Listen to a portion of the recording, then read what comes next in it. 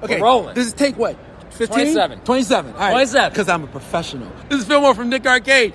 Video game show bullshit. Don't accept no other shit. He said video game show bullshit.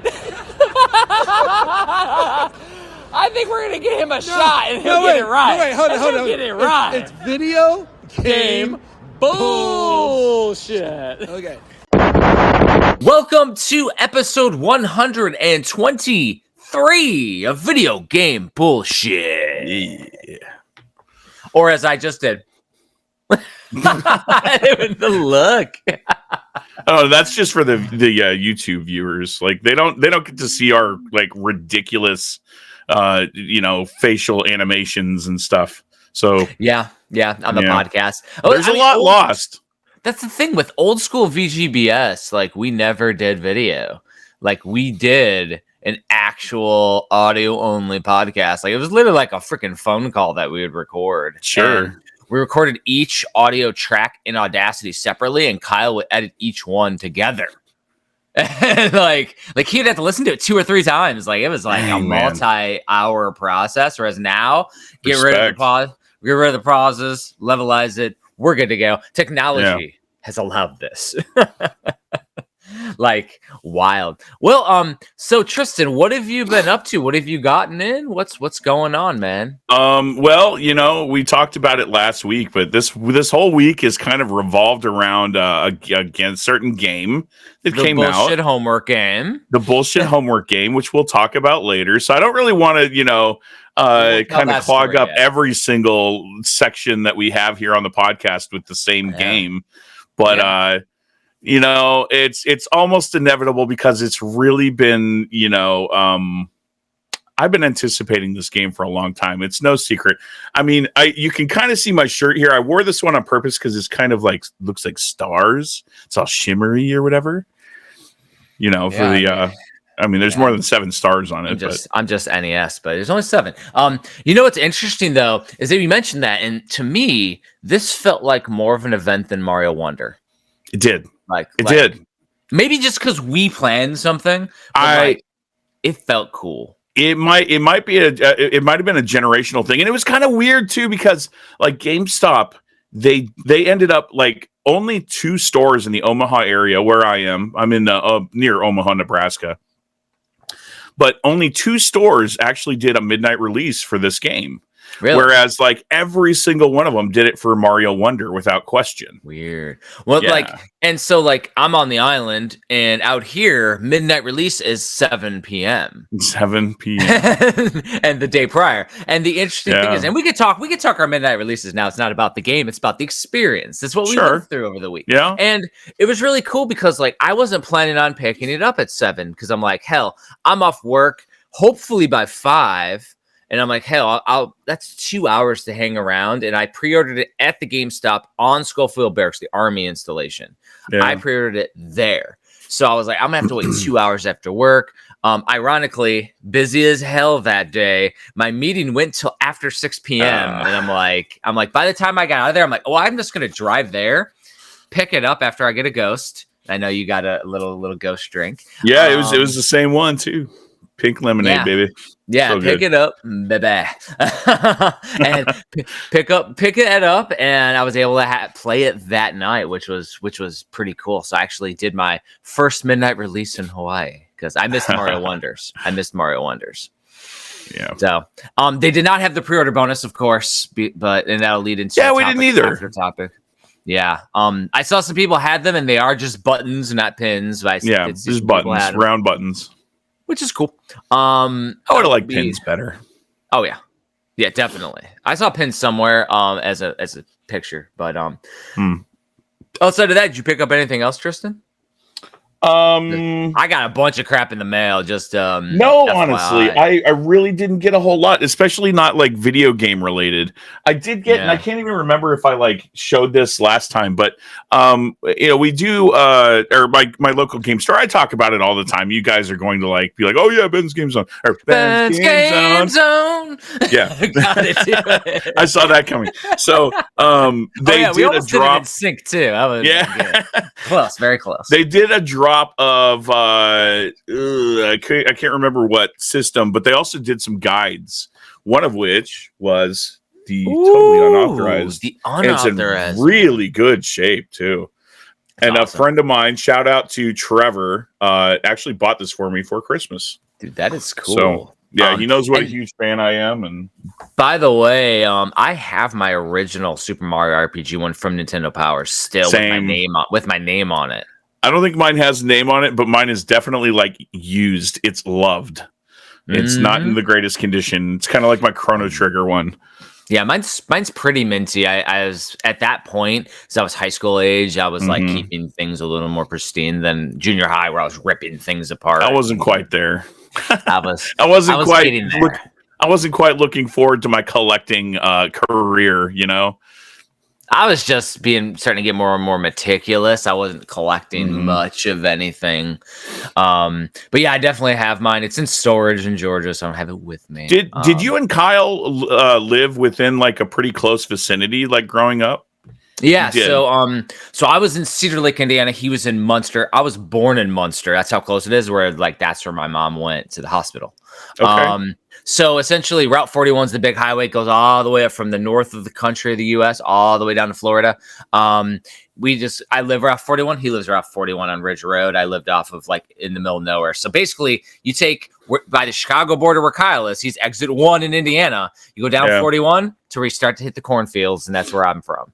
I see. It's like 20, 30 minutes, dude. Yeah, because I mean, like, you know, obviously, like Kyle, I never got to know him. I never met him. He seems like someone I would totally have gotten along with, especially as a collector. Dude, he's a wild man. Yeah, and it just seems like an awesome person. So, like, you know, whenever we talk about stuff like this, I always think back to Kyle and like your relationship with him, and how it must have been really cool to grow up with someone that you were that close to, a cousin that was also a collector just like you were. Well, and the wild thing is he was the collector as a kid. Yeah, okay. As a kid, he would be the one where he'd be nervous when we're playing with the wrestling the wrestling Hasbros because he wanted to keep them mint and we were playing rough with them and stuff. Like he'd be worried. He'd be worried about his setup. He'd be worried about his Legos. Like, but because he was that dude as a child. Like, that's wow. It was awesome. The thing is, though, keep in mind, this was the 80s and the early 90s. And it felt like us living like that far apart felt like a damn abyss. Like it was ridiculous because the internet wasn't around. There was nothing around. So like, true. It was like we would visit each other like during holidays and like summer break. Summer break, we would hang out. So you weren't like, I mean, you know, hop on your bike close. No, like 30 minutes on a car. Like I got you. Okay, I got you. Yeah, that would have been an abyss. Good 30 miles, like 30-ish miles away. And then the thing is, you think about it nowadays, though, like him and I would hang out, like when we got older, like more high school, late high school, then into college era, we hung out all the time. And he was there still, like he was doing a local college, Purdue Calumet, and I was way down in Rensselaer, Indiana, like an hour it was closer to Purdue Lafayette, but I was at a private college over there, and that was far as hell. And we still hung out like at least monthly. And I would just come up, or he would go down. We'd watch independent wrestling together, go to shows in the Hammond Civic Center. Or he would come down and we'd get drunk as hell and play video games and watch horror movies.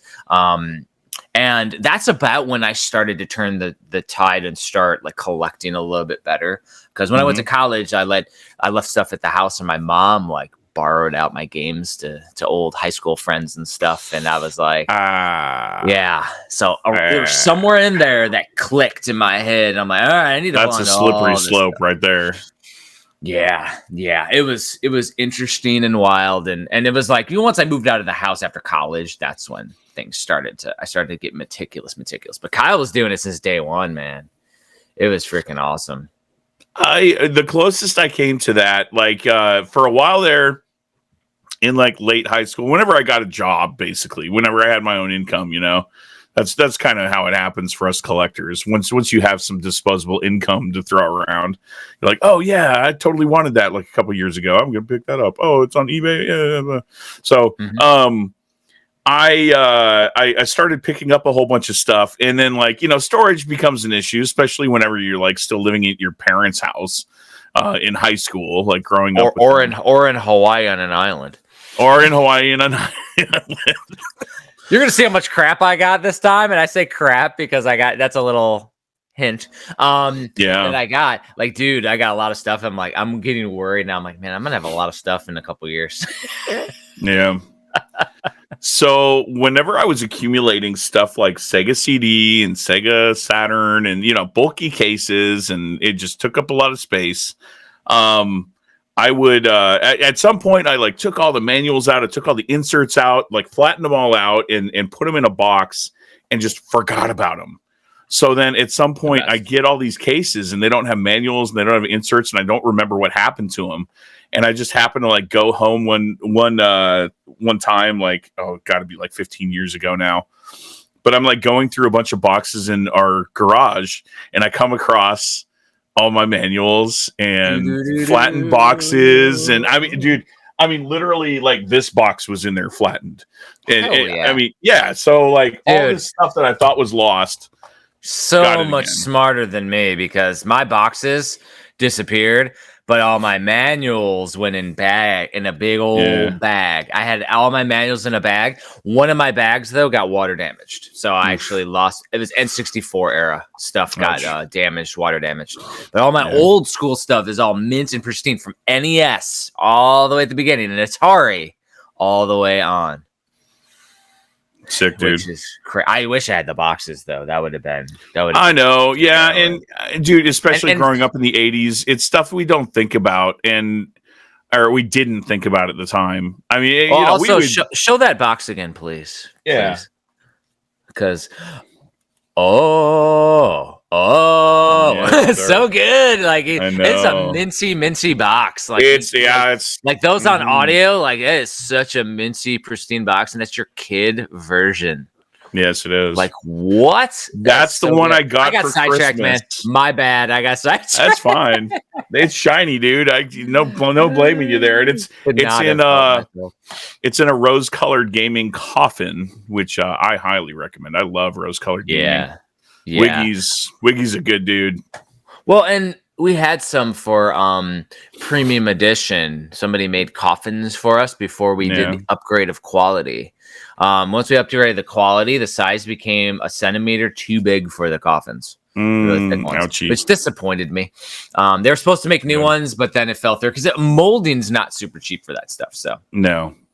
And we're not the only one with this size, so I think people will do it now. Maybe they exist now. This was a couple years ago. I definitely recommend coffins for your pristine boxes, though. Oh yeah, like WATA and CGC and what's the original one? Whatever the grading companies. That's another story. That's another debate. But when you talk about like just simply putting it in like something from retroprotection.com, dude, you're just saving your corners and stuff like that at that point. It's not like hardcore. You can get it out and play the game anytime you want. So why not do it, especially for an expensive game? For me, it's all cardboard. All cardboard in my collection. I put in at least a thin one, thin protector. Now, I've seen people do it for Switch cases, plastic cases. I don't do plastic cases. It's not a thing for me. I would do Genesis.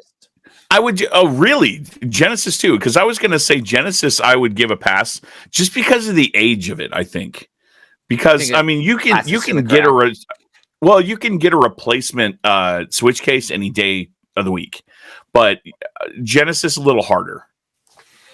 But the other piece is when you replace the Switch case, it's no longer factory. because there are different cases that come off of markings different plants, and I guarantee you somebody eventually will find the differences in centimeters of the plasticing or something. Oh, you mean like our friend Kirkland Sweeney? Yes, he would. He would. Captain Variant would do Captain that. Variant, yes, he would. Yes, and so that's the thing though, is that I don't do plastic. That's just a me thing. But all of the premium releases that we've been a part of, I've done all the retro boxes in Super Nintendo size because we did exactly the Super Nintendo size. I put them all in actual thick coffins for one. So that way I have a historical version for my own personal archive. Heck yeah. Stuff that I have a part in creating, I like to keep at least one copy. Speaking of, do you have your Love 3 copy back there still? I do. Behind you. You don't have to grab it, but man, I am just chomping at the bit to get that thing in the mail. Because it's just so gorgeous. And it's, you know, it's a thick boy. Like this thing is packed to the brim. It's because it's got that art book in it that's like super thick. Yeah. Oh man, that turned out so good, dude. So good. I love it. I got it right there. Oh, very cool. So cannot wait. So I got in a bunch of stuff. When I said the crap part, my wife a few weeks ago did an order from Temu. Okay. And so as you can see above my shoulder.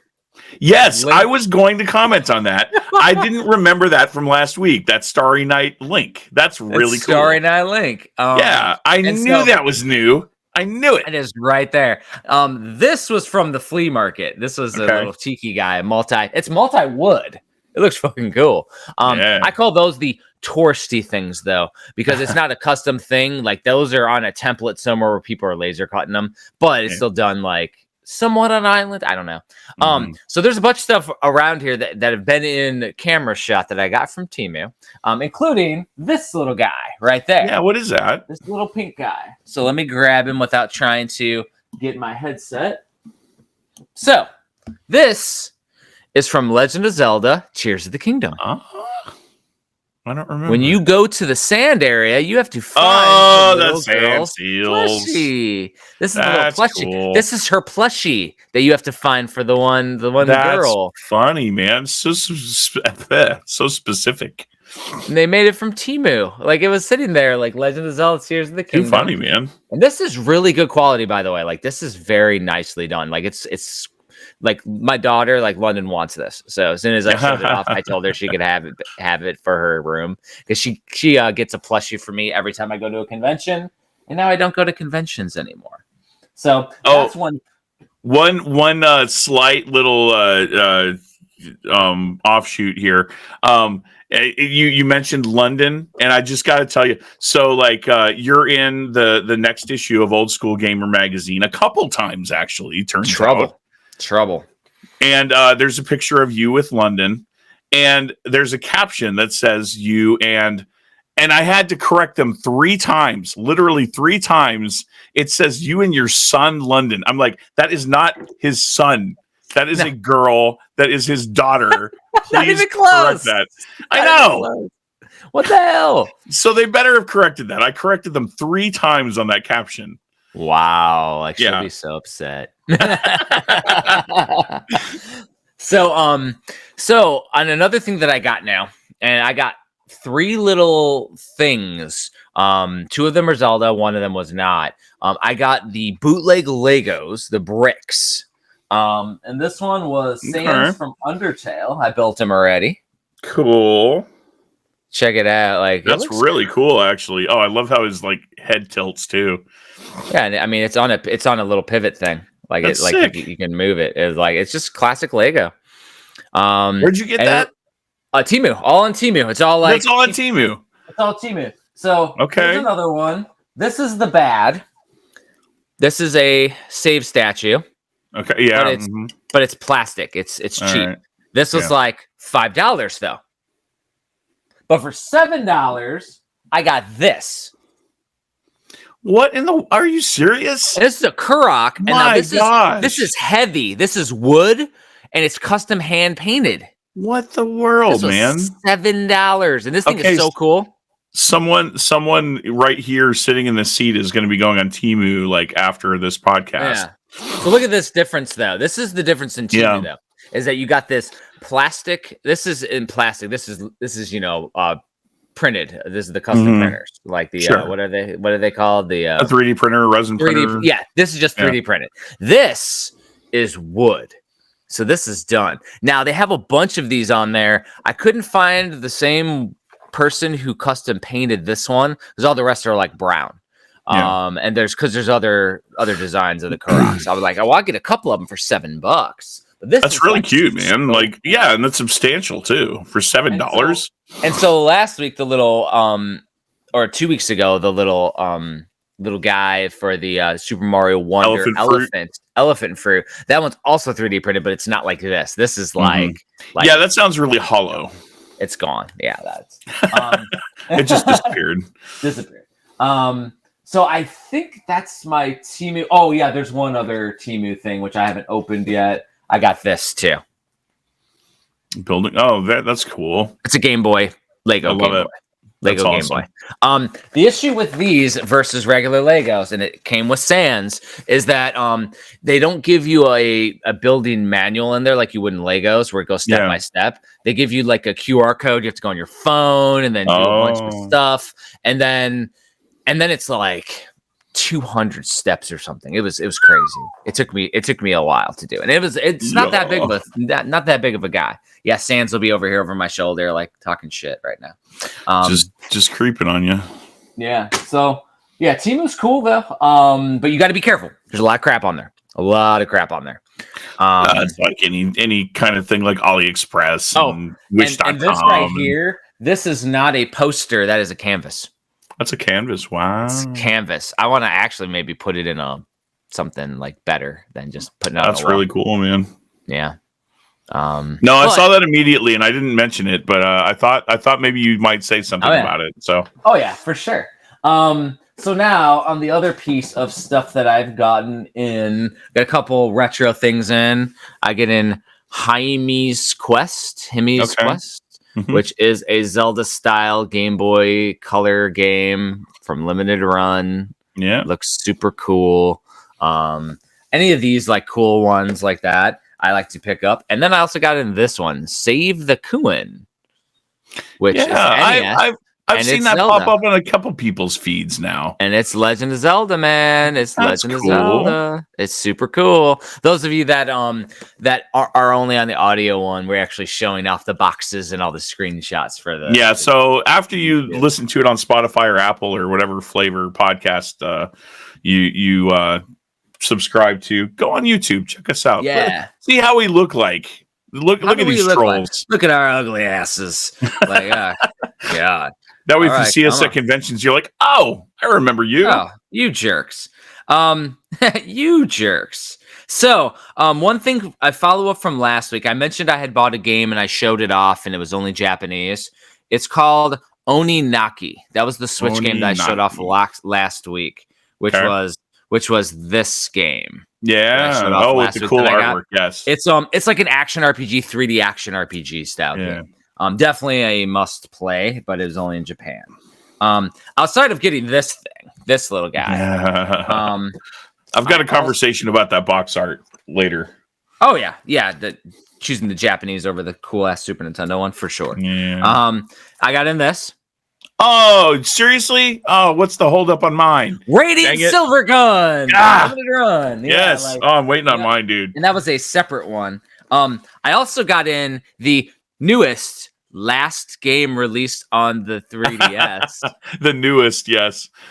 Very cool. I got in Shakedown Hawaii with a full CEO, fully articulated figure. Back in the day when it was the last version, I don't know if it was the Switch version that they did of Shakedown Hawaii, but it came with these little figures. And they're like little guys, like almost amiibos or something. This is actually an action figure, like a G.I. Joe. It's like a 15 points of articulation.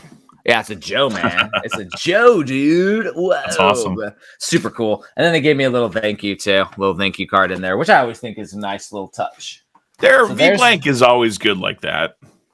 So the other piece is, now, should we do this for the content? I got in this. And this is my second copy of Super Mario Wonder. I forgot I pre-ordered it on Walmart.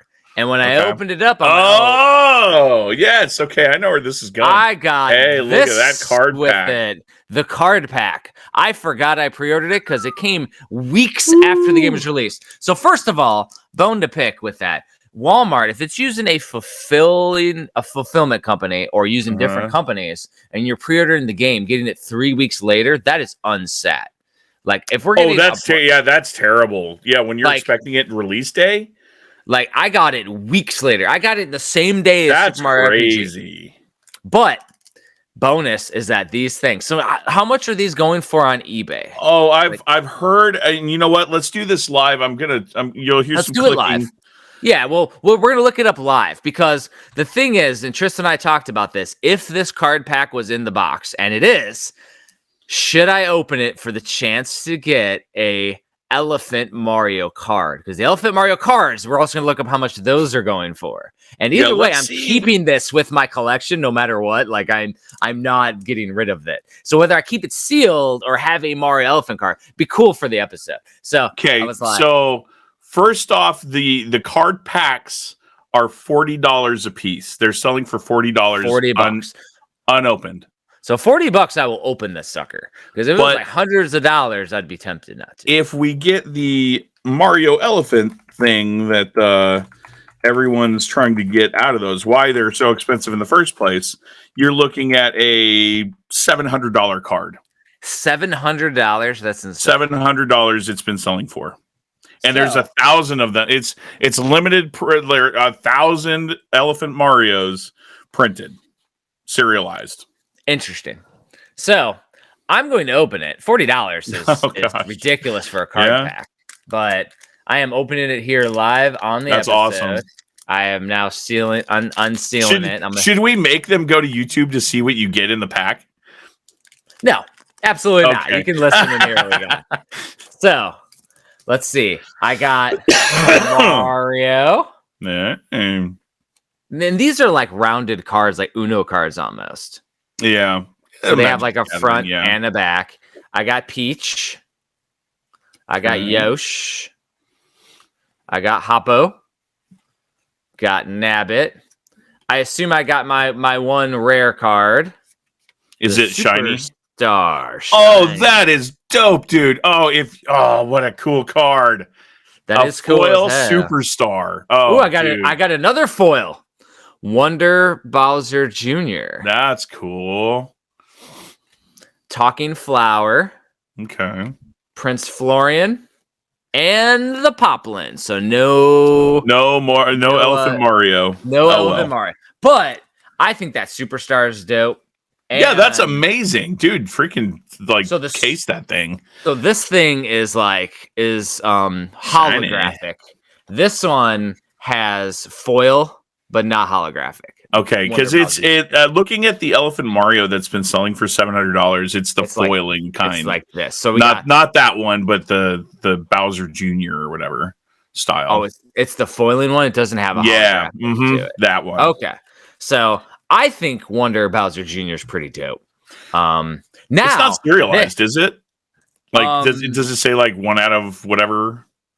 No, none of these do. So I'm not sure if the other one does either. Now this actually goes hand in hand with something else that I'm going to talk about, which is I saw somebody talking about getting a binder for your cards. I'm doing it for premium. So I went online and bought one. I didn't know it was going to be this big. I want an Evo Retro. Evo Retro has been a fan of the old Switch Mania Playcast, where they would give us in a premium Playcast, and they would give us some items to check out. And so I got this. Woo! It's big. This sucker is a big boy. But this is what you're supposed to do for cards. And you put 9 cards in here and you can have protection. So essentially I could take this superstar, pop it in. She protected now. So it's kind of cool. I want to do it for all the premium edition games releases. For our challenge cards. For our challenge cards. I've been wanting to do the exact same thing. Like we never talked about that either, but I want to do that too. So I think that'd be a cool piece of merch, honestly. And what's cool is they got like a little thing over on the side over here, so you can put in I just put in the wrapper over here. So that's protected. They get individual card protectors that they tossed into it for good measure. Very cool. Evo Retro is an interesting company because initially their stuff wasn't the best in quality when we reviewed it. It was like it'd be like those hollow controllers and stuff. This right here is leather. It's actually punched out. My only thing is that's the spine. Like yeah. And I purposely bought this one because it showed the right way on the picture. But this quality was good. It came in like a collector's box almost, which was awesome. It's huge. This thing's huge. Dang.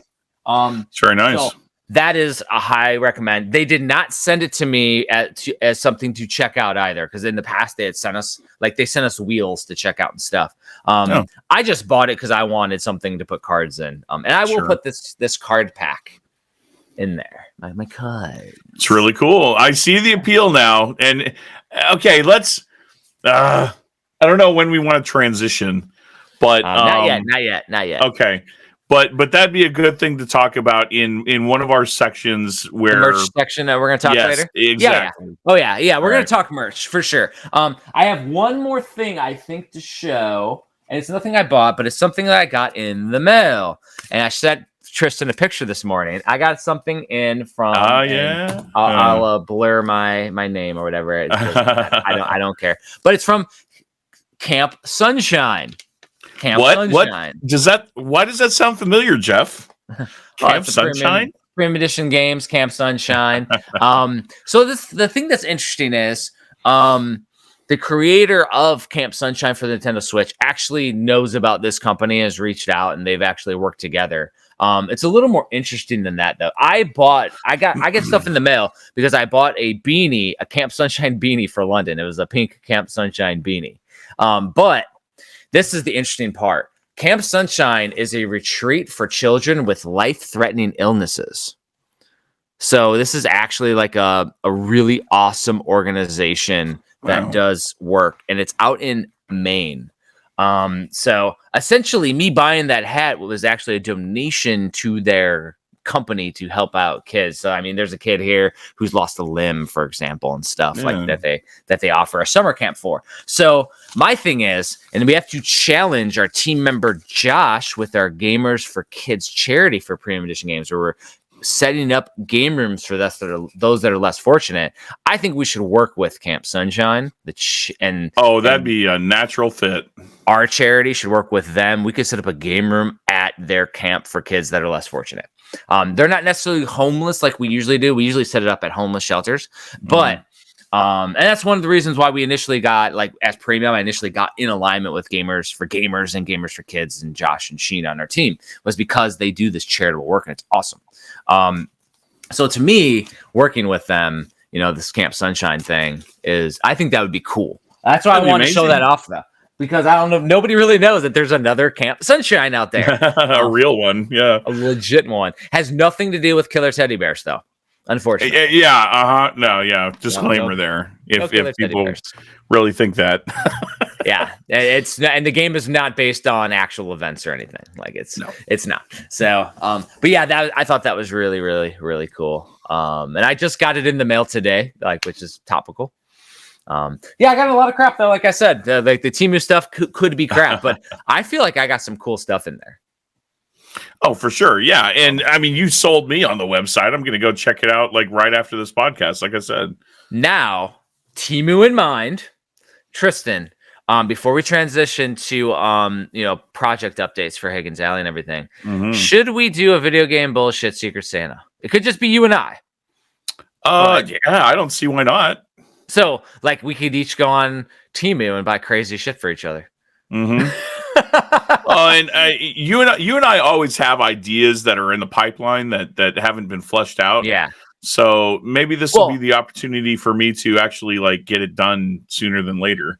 And I feel like doing a little care package for each other would be fun anyways. I mean, I might have gotten 2 of those on accident. So, there's already a hint at 1. I might have 2. I've got a box over here that's slowly filling up for someone on a certain island. So I feel like if listeners want us to, and this could be listeners on podcasts, on YouTube, Discord, wherever, if you want to join us for a Secret Santa, we'll do a separate one with listeners, and we'll do another one too. I think that'd be cool as hell. We tried doing it with premium and it ended up being like 3 of us last year. It was kind of lame. That's too bad. They all were being. You were there. You ran it. There were a bunch of fuddy duddies. Oh yeah, that's right. They're a bunch of. I don't know. This was like right after I got back from the desert for being gone for a year, so it's kind of a blur. Yeah, and but there was only a couple people that participated, and like a couple of our members, like Barry and Josh, who are huge collectors, didn't even participate. And I was like, that's freaking lame. They could have got cool stuff for somebody. And the reason why I say it's lame is because back in the day, Nintendo Age would do a Secret Santa. It was awesome as shit. You'd put in there like what you really want in generalities, and then like the stuff that you absolutely have. You can go as in depth as you want, and then in Secret Santa, somebody would get you cool stuff. I remember one year I got a Christmas Secret Santa edition of an NES homebrew, and I still have it. That's amazing. It was I think it was 1001 hammers or something, and it was it's just this game where you dodge hammers or something, but it's a Christmas edition, so the cart's painted white, and it had a Santa on it, and it was super freaking cool. I did something similar. I had a Secret Santa. We've got this gaming Facebook group that's been around since like 2015, called Neo NES. We had a whole bunch of different. Yeah, we had a whole bunch of different people that were kind of sick of dealing with the vitriol and the uncertainty of dealing with people online and doing basically Facebook deals, buying stuff from people. But everyone on Neo NES has been vetted as far as their their personalities, no toxicity. Everyone's generally really cool and trustworthy. That's the most. I want to say before my Facebook was hacked and deleted a couple years ago, I think I was in that group. Okay. I haven't found or been added to a lot of the old groups now since I've been back on Facebook. Oh, that's true. Yeah, I always forget about that. Yeah, so I used to be in all this stuff, but I haven't been, and I'm just kind of in my own. You send me an invite later, I'll join it or whatever. For sure. I'm not in anything anymore. Yeah. But Neo NES is an awesome group, and before I even was with Premium, I needed an outlet, a creative outlet to for people who actually appreciate this kind of stuff. I mean, you see my here. 1 second, let me put it on the stream real quick. This Mario placemat. Yeah. For example, I made that for Neo NES. I made 30 of them and sold them to people on there just at cost. Yeah. So, and I do stuff like that all the time, like that Nintendo Power tape. That was for Neo NES. Because in the past, I would make stuff for say the Texas Retro Gamer Society, and then post it on there. God. And those people are so freaking toxic and just horrible. You would do someone a favor and then they just immediately stab you in the back. So to have a place like Neo NES to be able to share that kind of stuff is pretty awesome. And we do a Secret Santa every year. 1 year I actually did a run of Commodore, the Super Mario Brothers Commodore 64 port. Nice. And I made a special Christmas edition for the person I had for Secret Santa. That's cool. Yeah, so I might have one of your original versions. Yes, you do. Yeah, I only made one Christmas cart, but I mean that big long diatribe I just went on.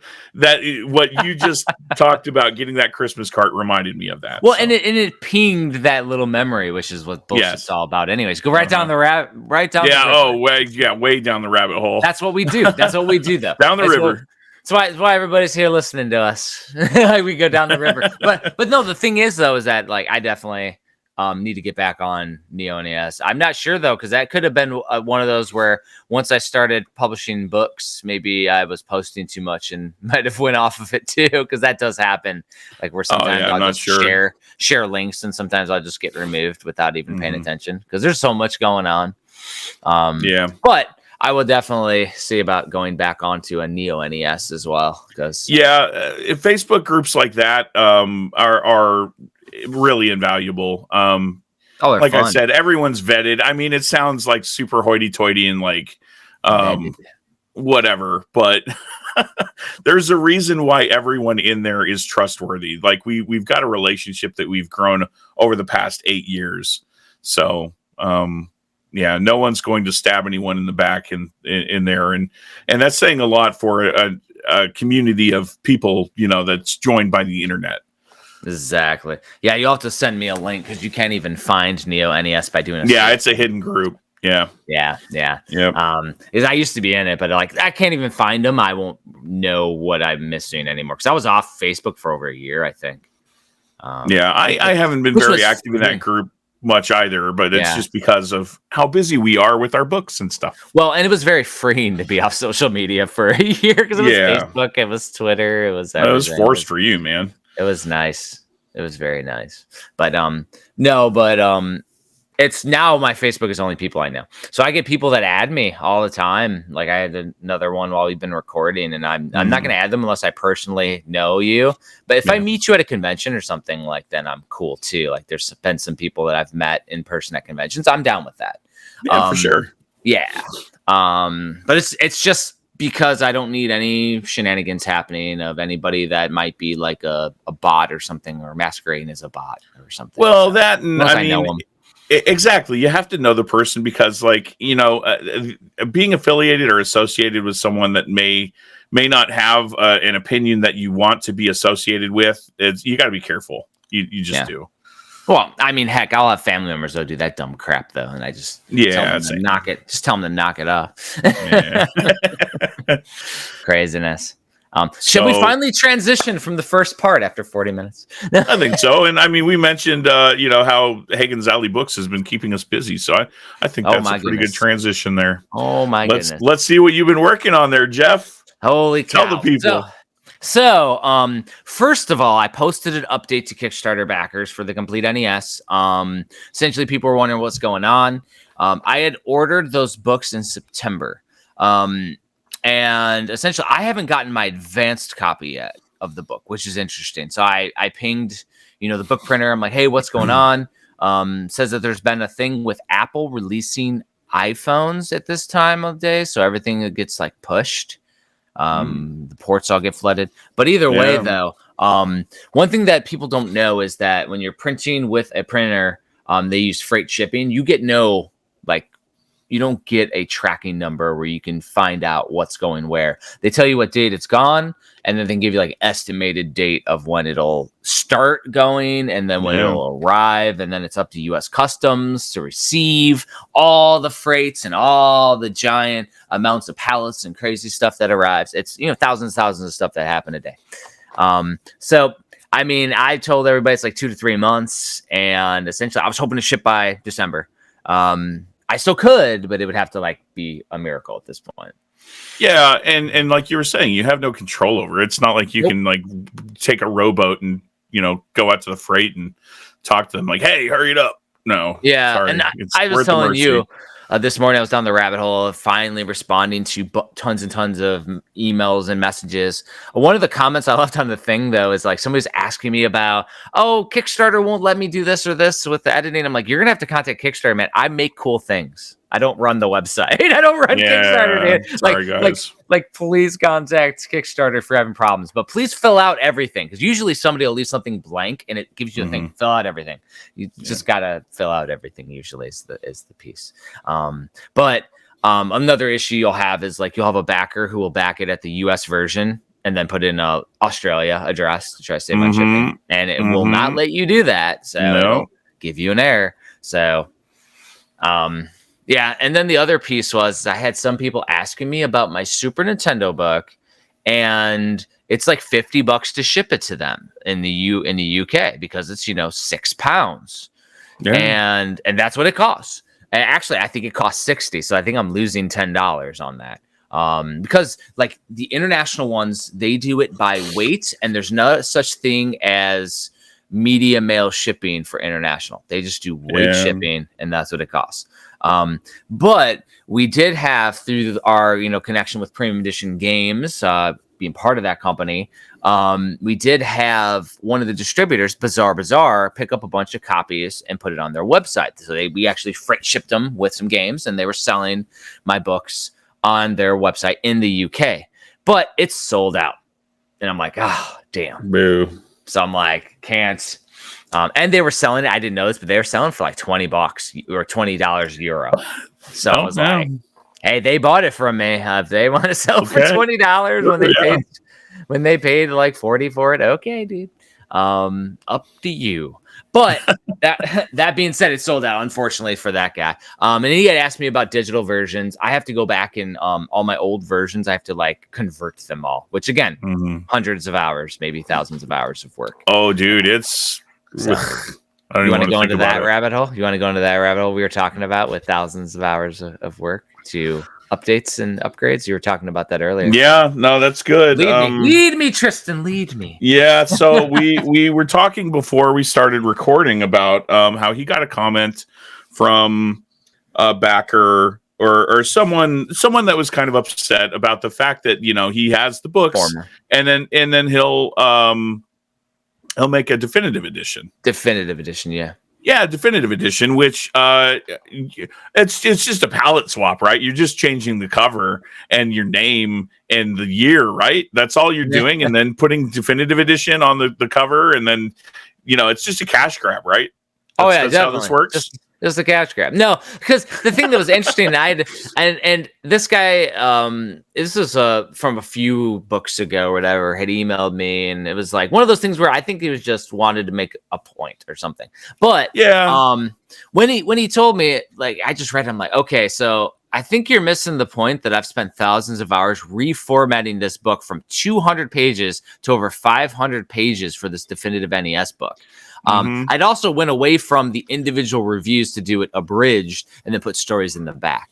And so it's an interesting piece, but it took me 8 years to get that done on and off. Like, it's not like I sat there for 8 years working on it, but it took 8 years total while working on other projects to get that done. It wasn't like I just clicked a button and changed the art. And I didn't change the art. I used the same art. I just did an NES style design with it to make it look more like an NES like console or cartridge or something like that. I just made it look cool.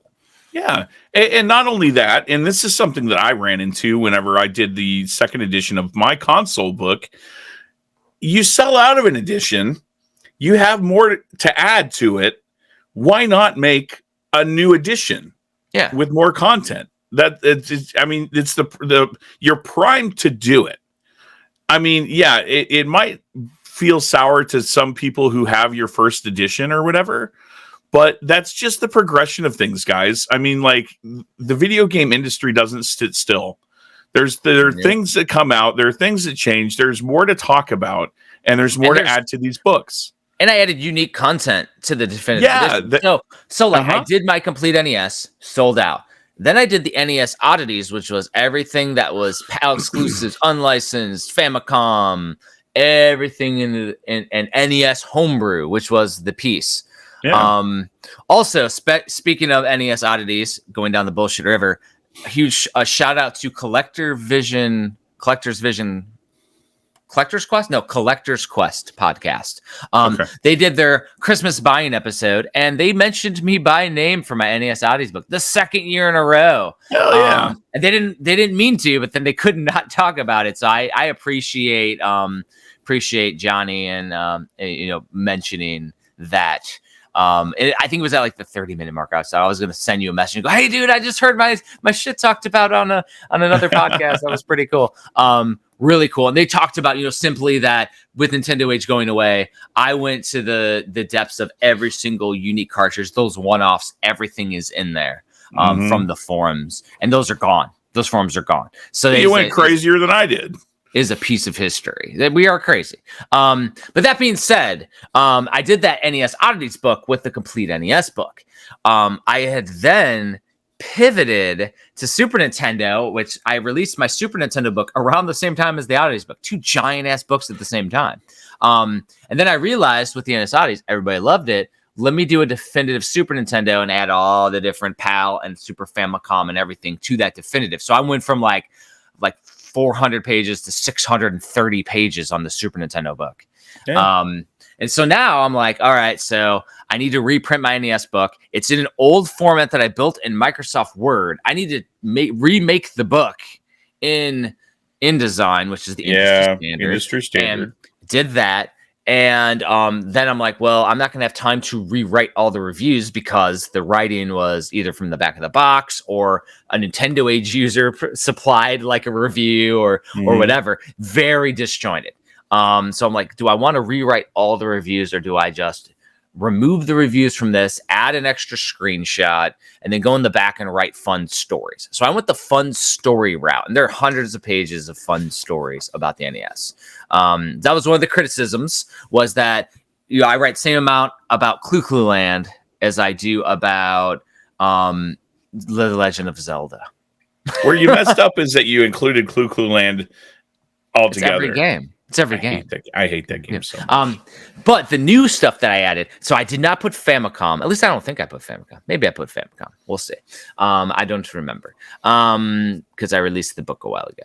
But I did not include every single NES homebrew, but the NES homebrew in the NES Oddities book stopped when NES Maker was announced. It was like a preview to NES Maker. Now I went in there and did a highlights of homebrew highlights, essentially. So it's like your best games that would feel like it's part of the NES library, because back in the day I used every demo, every digital homebrew's in there, everything's in there for the NES. Wow. It is insane. But now it's like this is the who's who of NES homebrew. These are the games that you should check out and play. I tried to avoid aftermarket bootlegs in the homebrew scene. So, for example, if somebody did an unlicensed port of a game, just like in Atari Age where they're going to do an unlicensed port of Pac-Man, somebody does an unlicensed port of a game. There's a ton of those out there where somebody just decided to make the game Scramble and then just put it out. Or, they decided to make Tron or stuff like that, or Berserk. And they just do their own or versions. ET. Well, no, that's different because it actually came out. Yeah, well, and somebody did an unlicensed port on NES for ET. Yeah, somebody did that. So, and all of those type of games I had tried to leave out. There are a couple that stand out, and I've left those in too. But then I go down the NES Maker rabbit hole, and I included a bunch of those games into the Definitive Edition. So it is insane. The NES Definitive Edition is crazy. And it'll definitely be a worthwhile addition for anybody who even has the original, because it's such an upgrade. I mean, we're talking, my original one had the really bad, it was almost matte printing with white backgrounds and everything. Now it's an artistic background, and each section has its own background style to like show NES versus PAL versus, like, it looks cool as hell. Yeah, but there's something to be said about having a first edition anyway. I mean, like, from a collector's standpoint, especially. I mean, we're in the freaking collector's wheelhouse. So, like, yeah, you guys have some. I'm not going to say you guys, because this is very much the minority. But when you see like comments like, "Oh, you know, making these master editions of your books," well, guys, they're all collectible. It's all cool. Well, and if you want to go deep down the Masters Hagens Alley Books rabbit hole, I offered a leather-bound tome edition. Yeah, and I did it at cost at an 1800s bindery, where I had the book rebound with gold foiling that does not flake. And that's how I knew it's done right. And it's pressed and printed, kind of like this type, but it's old school leather. Yeah. But it was like imprinted in foil. You know how much I want, like, one of my just one, so that I have a master console book of my own just to show off. Like, I would love to have that, man. Well, I need to find we can make that. We can make two of those happen, because I'd like one too. Yeah, I know. That's right. I gotta see if they still exist, because they were like a mom and pop place, and this was before COVID. That I did those. The other stuff that was cool, you want to go deep down the Hagens Alley collector's rabbit hole, was when I did the leather hand painted covers.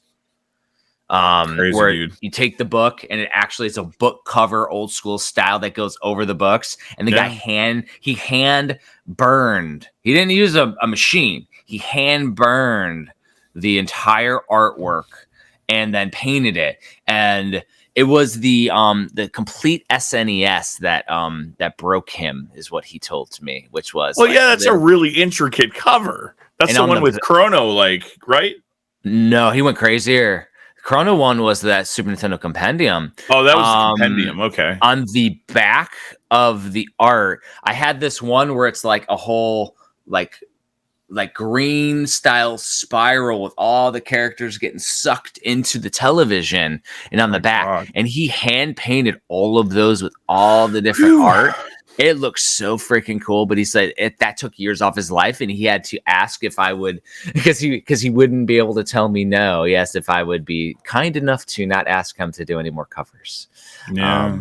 So those were my last few covers, because like after that he went a little he had to go a little like less detailed, and they looked cool, but they weren't like the first complete NES like leather cover is so freaking good, and he had to like tone down the quality for like the after the painting one. He did a couple for me, and they look cool, but that's the deep collector's rabbit hole that I did, and if stuff was at cost or whatever, because it's not cheap, it's super expensive. I didn't make any money. Oh yeah, absolutely. It is anything you do that's self-published that's not in bulk is crazy. Yeah, it's all by hand. And the other thing is like people that would be critical of cost and all this, they don't understand, like we're not going to like Barnes and Noble printing hundreds of thousands of copies of books. No, we're not we're not like some of these other authors out there that shots fired behave, Tristan. Sorry, I can't help myself sometimes. Hey, we're on Video Game Bullshit. They want to come on and talk with us. We have a video spot for them right below us. Come and talk. I don't have any personal. Well, I have some personal anecdotes. They can come and talk anytime they want. That's true. Yeah. I know when I was doing my research and I was going to do my book and I reached out I talk about this all the time. But anyway, yeah, well, when someone doesn't give you the time of day, a plushie to hug. Yes, I need a plushie to hug, which is a good segue into another section. But anyway, excuse me. He's laughing so hard he's going to die. No, so I reached out to somebody and looked for some advice because, I'm new to the game. I want to get my product out there and get it published, and they wouldn't give me the time of day. Someone did. Someone gave me the time of day. This gentleman over here in the other window. Yeah, I mean, it's all the rest is history. I mean, there have been people that have, copied me. They've done craziness. They've caused me to up my game. I've caused them to up their game. Sure. My thing is, in the end, there's no ill will toward anybody because no, really not. Everyone's got their own motivations and motives and whatever. No one owes anything to anybody. I understand that, but it still leaves a bad taste in my mouth when whatever. We'll just leave it at that. Well, in the end though, there's something to be said about just being cool out there. If you're cool with I try to be cool there. If you're cool with everyone, same here, but I mean, it's not like I'm really anybody, but I mean, I know people now, and I can help people out. Yeah. So, like, if someone asks me for help, I'm gonna try and help them. That's just me. Yeah. Well, and that's exactly it. Is like I've always tried to help everyone and just be nice and do all the things. And it's as things have grown, it's gotten harder to remember to reach out to people. Number one. Yeah. Yeah. So it's like. Yeah, if anyone's out there and like, well, you didn't get back to me. Yeah, it's nothing personal. It really isn't. It's just hard to like keep on top of everything. Yeah, and I mean, me, like, I'm bad about reaching out and seeing how people are doing. Even and it's like, barely have time to like call my dad, like, let alone because I'm working full-time job and then doing hobbies on the side, and we're only talking Hagens Alley and not even talking premium right now. The game publishing, like it's like not even talking that. It's another animal. It's another beast. So that's the crazy thing. But speaking of Hagens Alley, you mentioned something that I have going on. It's not about updates. It's about what's coming next. Dude, it's so cool too. I can't wait for that. So we had talked about it last week and a couple weeks now. The Metroidvania Chronicles. it's done. Like, I'm going to offer backer stories, so I will add that before I send it to publishing. And I have to give backers enough time after a Kickstarter to create and submit their stories. But it is completely done. It's a big little magazine. I thought it was going to make a magazine. It's like 150 pages or something, which is nuts. Looks cool as hell, though. The artist that I ended up going with, cool logo. The artist that I ended up going with, because you mentioned, I think last week, Thor. He was busy. He's working on other stuff. I think he did an awesome cover for a UK-based Nintendo book that's coming out. He did an awesome little collage for that. But I went more realistic, and Nick Huddleston, who worked on our Robot Name Fight Deluxe Edition cover, he does an awesome Metroid inspired Robot Name Fight. That cover looks incredible. You can show it off here, man. Like, yeah, 1 second. Give me 1 second. So I'm going to explain it for the listeners. Essentially, he showed me a picture of the Final Fantasy Nintendo box, and he said, "What if I take that and I take the orb?" Oh, no, I can't. Over my face. Put it in the middle. I don't know. But essentially, it's like, what if I take the Final Fantasy orb, make that Samus's helmet, and then take the different items and make it Simon's whip? And then initially it was going to be the nail from Hollow Knight. Instead, he used the sword from Cave Story. Now, this is a mock-up. He did not even start on... He's hand painting all this. Or digitally hand unbelievable. Yes. This is before he does his rendering or everything. So now in the visor of Samus is going to be a reflection of Hollow Knight, which is going to be in there too. So that is either going to be the cover or that's going to be the slipcase. Because I have another artist that is working on a cover, and we're going to use it as a stretch goal timed release for the project. I talked with the artist, and essentially, depending on it, I'll probably let the backers vote. Majority wins, and whether it should be the main cover or it should be the slipcase. Because there are going to be two different arts for slipcase and the main cover, and it's going to be badass either way. Because I've already seen what the other artist wants to do, and it's so freaking cool. I'm gonna have to get with you because I still have to figure out what I'm doing for my slipcase for the giant slipcase for all 4 volumes of my book.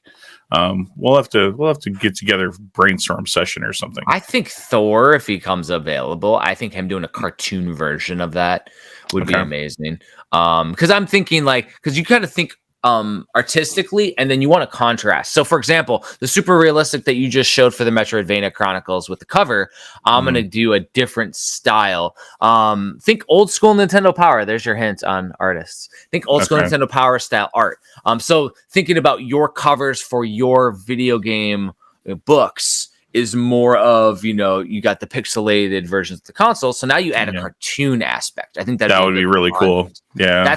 That's the way my brain works, man. Like, the thing is, I'm almost at my 10-year anniversary and in a couple months, 10-year anniversary of making my own as a publisher, not writing and doing all this stuff. And Hagens Alley was 2014 was when I was established. So it's almost at my 10-year anniversary. And my brain just is wired like insane now, where I see stuff and I'm like, all right, how do I make this better? How do we do these different little pieces? And I work fast. I work real fast. You work a lot faster than I do. I know that. That being said, Metroidvania Chronicles, the goal is to launch it before Thanksgiving, have Black Friday and Cyber Monday discount sale. I think I'm gonna do $5 off the book during Black Friday just to have fun with it. And then it'll go to its normal price. I think it's $30 is what I'm going for the hardcover version. Which I think will be reasonable. Slipcase will be a little bit more because they're done in lower quantity. It'll be limited too. And then of course people can contribute. So that being said, though, it's going to go up soon, very soon, like within the week. So it'll be the website is tinyurl.com/Metroidvania book. That is what it is. So it's tinyurl.com/Metroidvania book. And if I remember, I'll put it in the comments on the podcast on the website and hopefully in YouTube description below. Yeah, I will. I'll put that up, and whenever you mention it on YouTube, I'll pop it up here too. Yeah, so that is at the hour 6-minute mark there, Tristan, if you want to make a note. On the video, not on when we clicked record, because we have a little bit of pre-talk. But yeah, so that one will be a really fun one to do. Now, I got a question for you, Tristan, and I haven't brought this up to you yet. So we're calling this phase 1 because I want to do more. I'm barely scratching the surface, dude. This is a book-a-zine. This isn't a book. This is a book-a-zine. This is a magazine series I was trying to do. Not trying to do it quarterly, trying to do it when I can get them done intricately throughout the year. Like if I could do 4 a year, that would be awesome. Probably more like 2 or 3.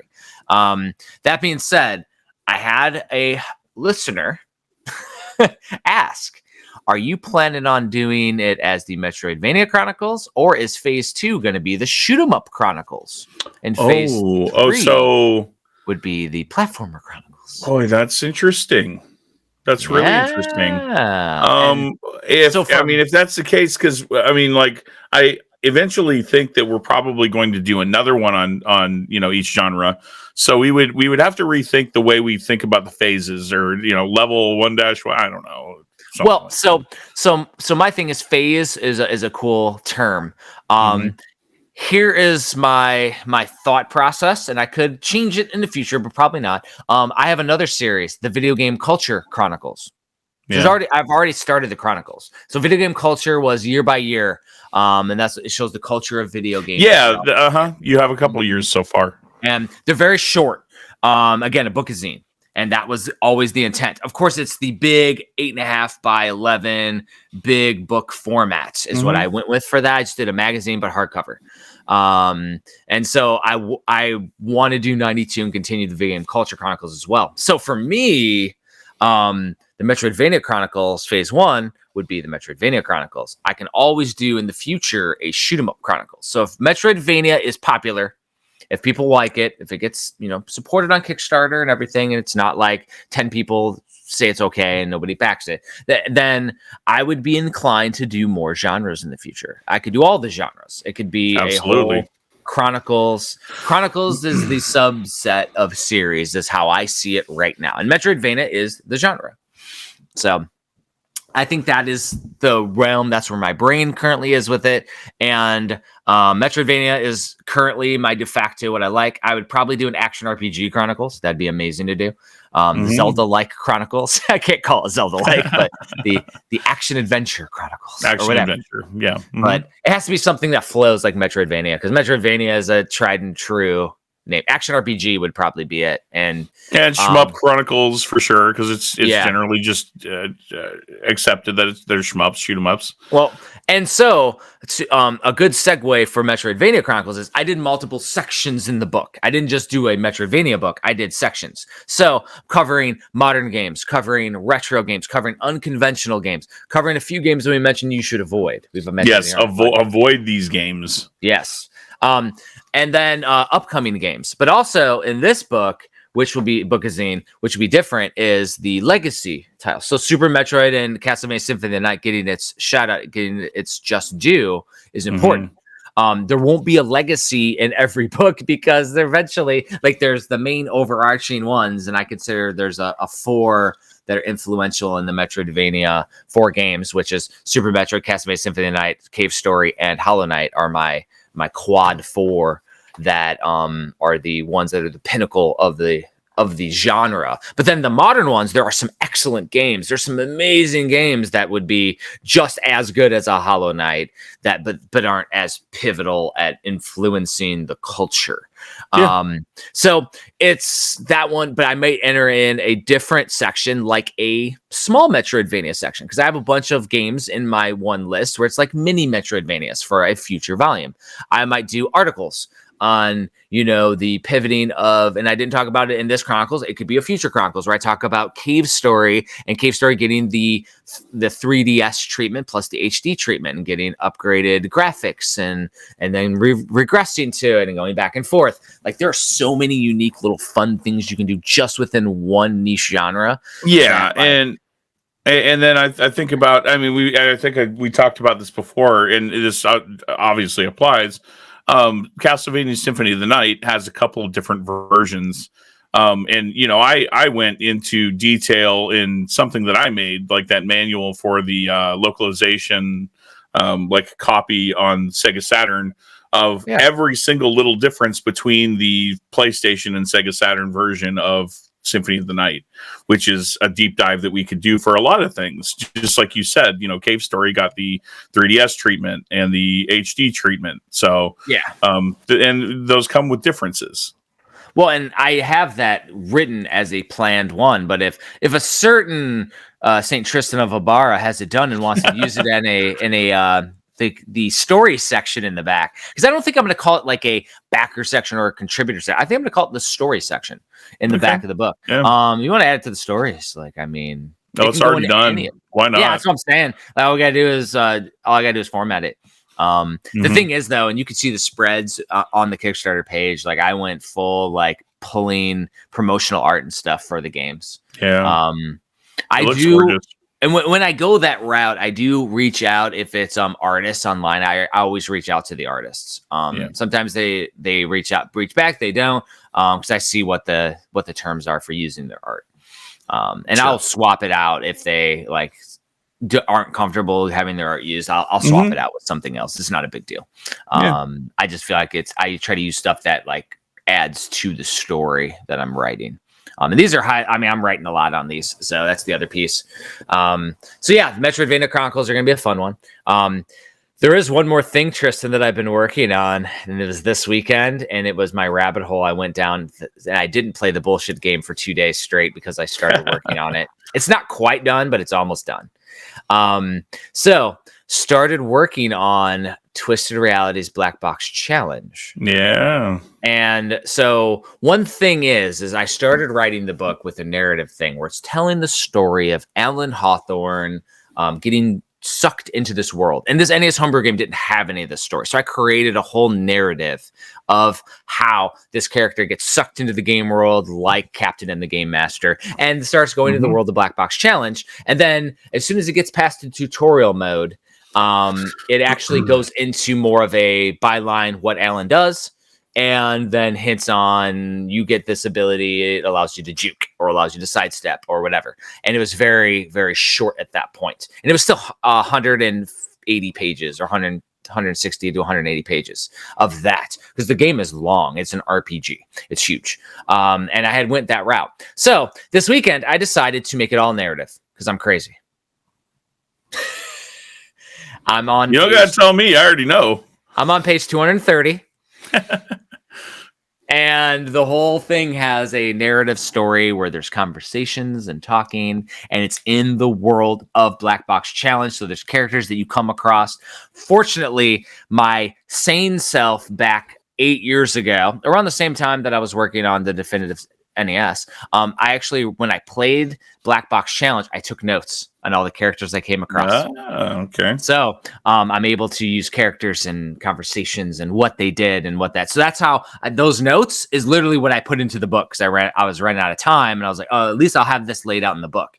Now it's insane though because I'm just adding in. For some reason, my narrative brain has been going over the last couple of weeks, and I'm going to utilize it until it turns off.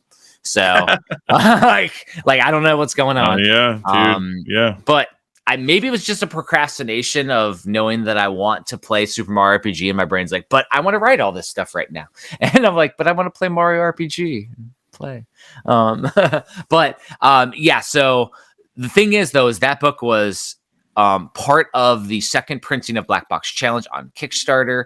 All of the money associated with that has already been allocated towards the game, and I did a substantial amount to a book charity, which was the developer Slide Out Studios. They wanted their portions to go to a charity. I matched what I did for them for me. But I'm just going to print this all out of pocket and ship it to all the backers because there's a bunch of backers that don't have their book, and it's been years, dude. I had writer's block, but during that time, I also had an artist that got me choose your own adventure style art, which is all that hands-on line art for the entire book. And it's all throughout. Like every chapter has 1 or 2 pieces of art that correlate with the story and with the story of the game. And so this book is insane now. It's going to be I want it to be like a little mini masterpiece when I get it done. Like and it's one of those things as a creator, you have to know when to just release it, but you also have to know when to hold it until you can hit inspiration. And that's what happened with this one. Unfortunately, it took a while. It happens. And that's kind of the nature of Kickstarter. There's really no promises, but I mean, Jeff and I aren't ever going to fall flat on our promises. Mm-hmm. So no matter how long it takes, you guys are going to get what was promised to you. Well, they all got their games. So yeah, exactly. But the book was promised too. Yep. So yeah.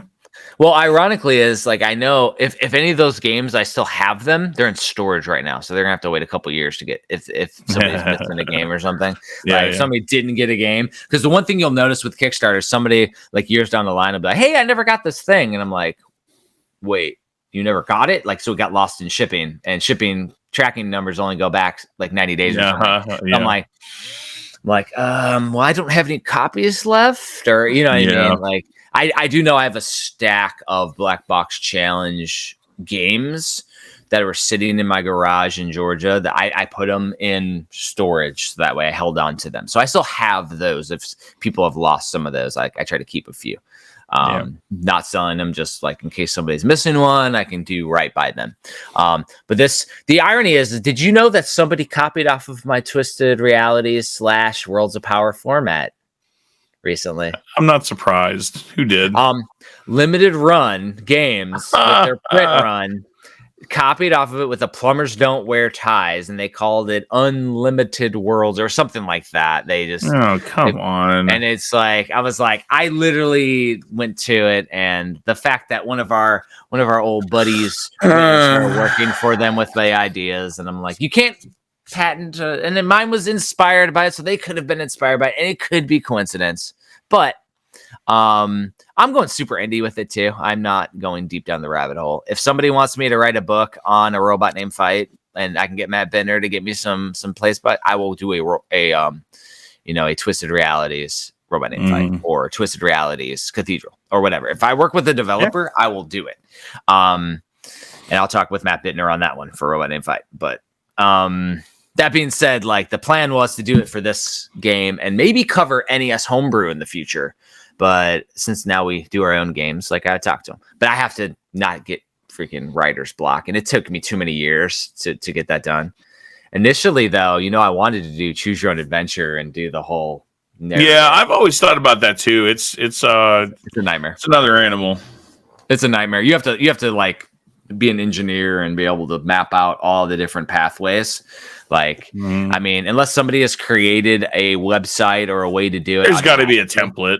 There's got to be. I'm not even saying a template. I'm saying I write the book and I click the button, and then it just jumbles it all together for you. Yeah, and jumble the pages, and it says follow this page, do this page. If it does the pages automatically, cool. I would do it. That's got to exist. It has to exist. Yeah, that would be interesting. But I did it as a cartridge though. MilesCon 20. MilesCon Bad Bitch Edition that I released is a Choose Your Own Adventure. I did it on NES cartridge, so I did do one. I did do a story. It was very challenging to do, and it was very short. But I do have one under my belt right now. Very cool.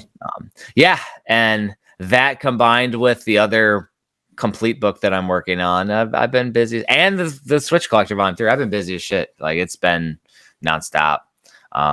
But working on them, I do one, then I do another, and I do another. It was working on Metroidvania, and I'm like, oh, this weekend I finished the Metroidvania, I'm going to do this. But then I also have all the different formatting I need to do for the Switch Collector Volume 3, Year 3, which I've been working on. That one I'm hitting writer's block on right now. So imagine if I had to write it all too on top of this if I didn't do abridged, it would be years before I'd get done with it. Yeah, literal years.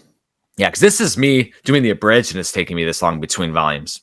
It's just, you got to have the drive to do. Well, and you're just one person, whereas Pat Contry actually has a team of writers that he actually like pays to do these reviews.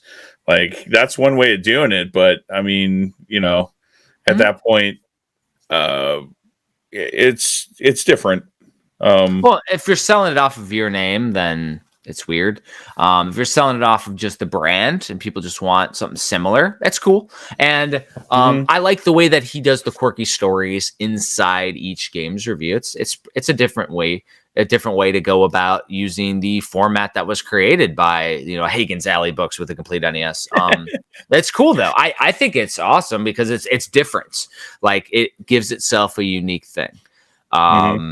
But and now I think he's doing Nintendo 64. I want to. He is, yeah, and you know, no discredit to him. Like that's a lot of work. No matter how you slice it, it's a lot of work that goes into this stuff. No matter how you do it. There's a reason why there's many years between his NES, Super Nintendo, and between those and the 64 book. Eventually it turns into a thing. I mean, heck. The other book that I'm working on. Did I mention the other complete book that I'm working on in a few past episodes? I think you did. Yes, I think you did. The complete Genesis. And I mean, I started back up, finishing up writings, and I'm like halfway through US now already. And that was before I started the Metroidvania Chronicles. So I took a pause to do Metroidvania. But that being said, like I'm back on that train, and I want to keep the reviews in if I can. I don't want to make it abridged if I can avoid it because I've seen people that with the abridged versions, they appreciate the little mini reviews just as a reference because otherwise they got to Google it. It was just for the definitive NES. It was like, all right, I either do it abridged or it doesn't go out because it's going to be on the back burner. So I decided to do it abridged so I could release it because doing the formatting only took 8 years instead of 10. Oh, is that all? That's it. Like people always ask me, how do you get all this stuff done? Little by little, man. Like it's bite sized. And yeah, gosh, you know, you're talking about all these projects, and dude, I can't wait until I'm done with this this one book that I'm working on. Then I can, you know, free up some bandwidth to actually work on some side projects that I have planned too. So. Heck yeah, that's gonna be fun. And that's the thing though, is that like I like to work on things concurrently because doing this as long as I have, I'll hit writer's block on one, or it actually helps me recharge my batteries on writing to work on formatting and vice versa. And what I'm not looking forward to is starting a new one from scratch because I've had 3 or 4 of these books all in various states of completion. Starting over and doing the whole format from the beginning is a lot of time. It really is. Getting that foundation, just like you said, and getting your feet under you, and getting a groove for like any book. It just takes a while because like every single one, like you don't get it right the first time. It's a progression of just getting there. But once you're there and you're in the groove and things are clicking, you're like, yes, this is going to be awesome. Just like your Metroidvania Chronicles, it looks really well fleshed together. Now, I'm sure it didn't start that way, but it looks great. Oh hell no!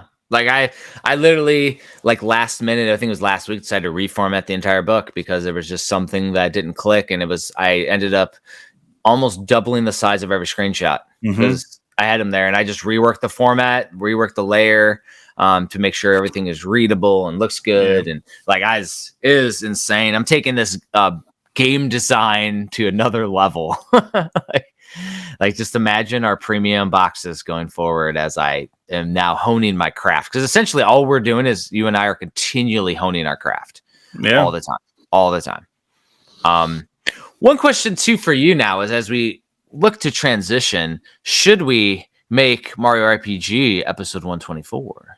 And do 123 as Hagens. That's actually a good idea because by holidays the time are coming, brother. Holidays are coming. Holidays are coming, and by the time we would get to 124, I will be done with the game, and you might even be done with the game too. So, we'll have a lot more. We'll do it as a 125 series season finale. So we can do 124 here because I'm also assuming that with the holidays coming, we might be both busy or we might have extra time. I don't know. I'm not sure yet either. I don't know. I'm not sure what my wife's schedule looks like. So, But also, like, doing an hour and a half on all of this stuff is cool because we're talking, creation and fun stuff. So hopefully you can help me with a episode title and it's like for this. But yeah, that's fine. Yeah, I think that'll be cool. So do you want to end it here for episode 123, and then we can continue with 124? Same day recording, everyone. But you'll sure. catch us. Awesome. Well, thank you everybody for listening. Us blabber on about what we've been going through, what we've picked up, all the craziness in Hagen's Alley Books. Keep in mind with premium edition games, we have Love 3 is up for a second chance sale, and Eagle Island is also going up for a second chance sale here as we go into the holidays. I do know the team was planning on some fun stuff for Black Friday, but I know that it's been changing a lot recently. They've been doing a lot of fun stuff. So I don't want to talk about any of the Black Friday stuff if it doesn't happen right here on the episode.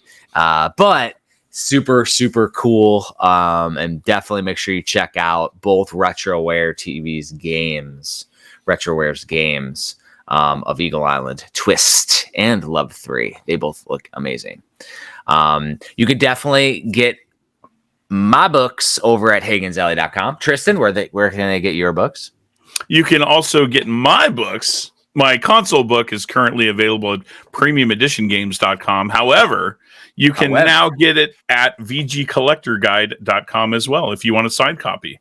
And more importantly, as Tristan is working on his video games books, you can get the individual consoleized versions over at that website, and he hand binds them for you. You get a little bit of Tristan DNA in your book. It sounds disgusting. You're not going to get any like stuck together pages or anything like that. So that costs extra. That's extra. They will be signed if you want, but that's about the extent of it.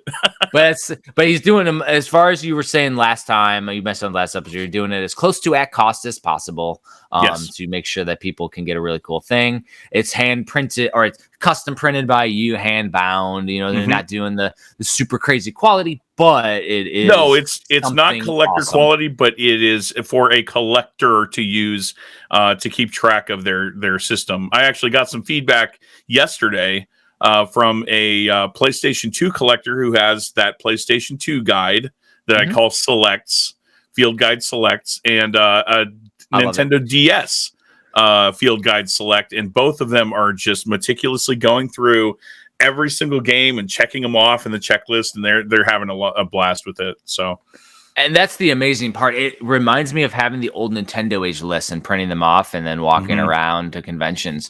It's kind of why I did my damn complete NES as a pocket guide initially, so I carried around with the art, because the art piece to be able to identify the boxes easily was really fun, and it was a really cool way to just collect. And that's where, like, you're taking that and going freaking insane mode on it with every system, every console, every piece. It's wild, dude. I'll tell you this right now. You mentioned the pocket size and being able to carry it around to conventions. You're not going to be able to carry around my 4-volume 25-pound set to conventions. So if you are, and put it in an army rucksack with there you go. It'll back. Like literally, it would be like loading up a rucksack with like 20 pounds. Yeah, I'm not even. So good luck with that. It's gonna be 20 pounds, dude. Yeah, dude. It literally, like, we're not even joking, for people at conventions when they come and learn about me, when I had all my books out and they bought every single book, and I'm like, "How you need help getting these to your car?" Like, I know, man. I can hold them under the table so you can walk around and enjoy the convention. Like, I would just put them there, and then you come and get them later. Like, because it's 20 pounds, man, is a lot to be carrying around, dude. And like, what we do is no joke. And as we do better quality, the page weight is a little heavier too. And but making these selects, it's a lot more approachable. Well, it's focused. It's focused, and it's approachable, and it's accessible for you guys. Like, especially if you concentrate on just 1 or 2 or 3 complete collections, this is a lot easier to deal with. Well, in the future too, if people want, a better version of the selects, like we can add a Hagen's Alley flavor to it of like stories and things, and we can go all out with each. Oh one. yeah, for sure. Yeah, because I mean, like the content's all there, and we would just have to add extras to everything.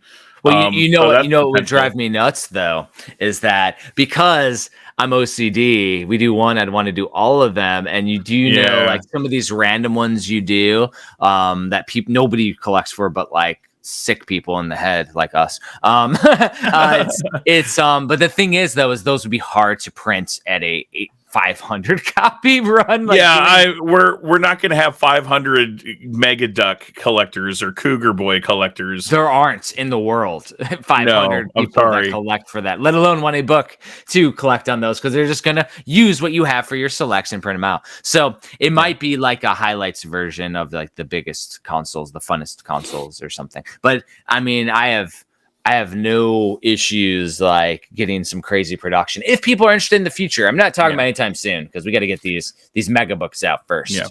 But right now, if that sounds like something that you might be interested in, go to vgcollectorguide.com. I have a tab up in the upper left-hand corner that says like Field Guide Store or something like that. And there's literally like 4 dozen of these selects available right now.